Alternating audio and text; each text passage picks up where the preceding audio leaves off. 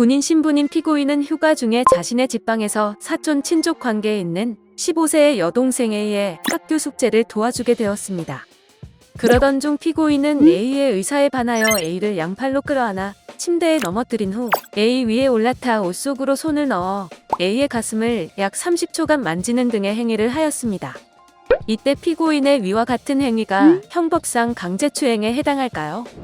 군검사는 피고인을 성폭력범죄의 처벌 등에 관한 특례법상 친족관계에 의한 강제추행죄로 기소하였습니다.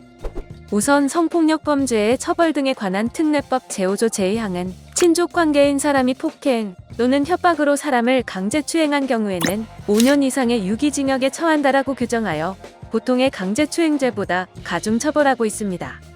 그리고 아동청소년의 성보호에 관한 법률은 아동청소년을 19세 미만자로 규정하면서 아동청소년을 위력으로 추행한 경우 2년 이상의 유기징역 또는 1천만 원 이상 3천만 원 이하의 벌금에 처하도록 하고 있습니다.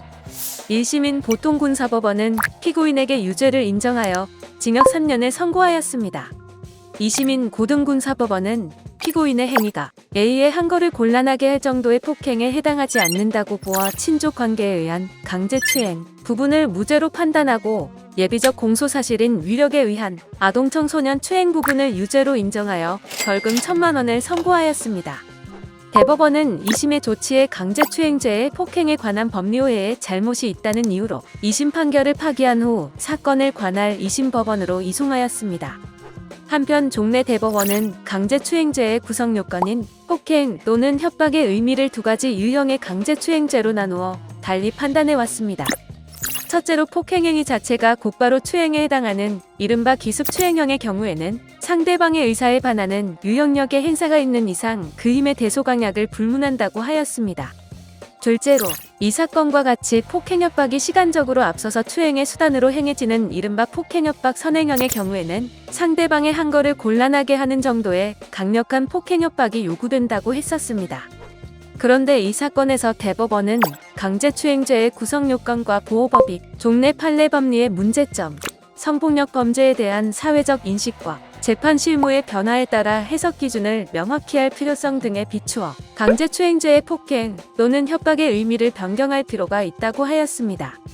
그러면서 전원합의체 판결로서 폭행협박 선행형 강제추행죄에 있어서도 폭행의 경우 상대방의 한거를 곤란하게 할 정도로 강력할 필요가 없이 상대방의 신체에 불법한 유형력을 행사하는 것으로 충분하고 협박의 경우 일반적으로 보아 상대방으로 하여금 공포심을 일으킬 수 있는 정도의 해악을 고지하는 것이면 족하다고 새롭게 정의하였습니다. 결론적으로 이제 강제추행죄는 상대방의 신체에 대하여 불법한 유형력을 행사하거나 상대방으로 하여금 공포심을 일으킬 수 있는 정도의 해악을 고지하여 상대방을 추행한 경우에 성립하게 되었습니다.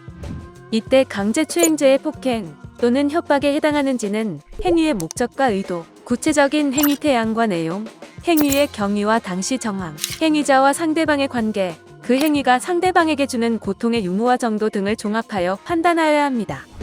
결국 이 사건에서 대법원은 피고인이 청소년인 사촌 여동생 A의 신체에 불법한 유형력을 행사하는 정도의 폭행을 가해 A를 강제추행한 것으로 볼 여지가 충분하다고 판시하였습니다.